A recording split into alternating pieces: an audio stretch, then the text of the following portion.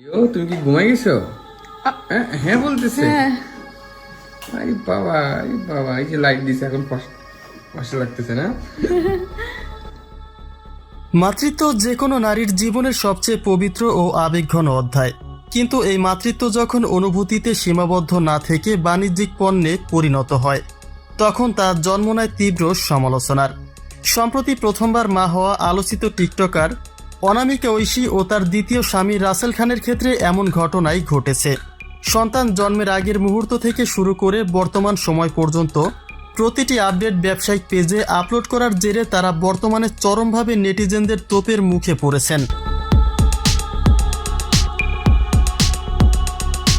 গর্ভধারণের খবর প্রকাশের পর থেকে বেবি বাম্পের শ্যুট, হসপিটালের মুহূর্ত এবং নবজাতকের দৈনন্দিন রুটিন নিয়মিত ফেসবুক পেজে শেয়ার করে আসছেন এই দম্পতি।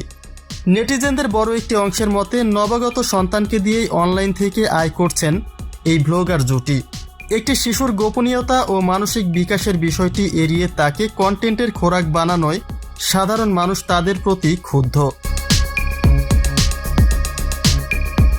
ব্যক্তিজীবনে টিকটক ক্যারিয়ারে অতীতেও নানা আপত্তিকর কর্মকাণ্ডে সমালোচিত হয়েছেন ঐশী।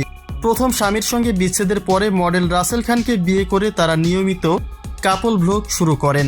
তবে ভিউ ও রিচের লোভে পড়ে নিজেদের ব্যক্তিগত জীবন ও নিষ্পাপ সন্তানকে ব্যবসার মূলধন বানিয়ে ফেলেছেন বলেই অভিযোগ উঠেছে।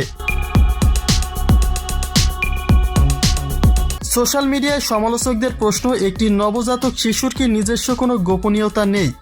জন্ম থেকে ক্যামেরার সামনে শিশুকে বড় করা তার মানসিক স্বাস্থ্যের উপর মারাত্মক প্রভাব ফেলতে পারে। ভিউ ও মনিটাইজেশনের মোহে অন্ধ হয়ে আজ মাতৃত্বের পবিত্রতাকেও লুটেপুটে খাওয়া হচ্ছে। পরিশেষে ডিজিটাল যুগের এই অন্ধ অনুকরণে ব্যক্তিগত জীবনের পবিত্র মুহূর্তগুলিকে পণ্যে রূপান্তর করা সমাজ কখনোই ইতিবাচকভাবে গ্রহণ করছে না।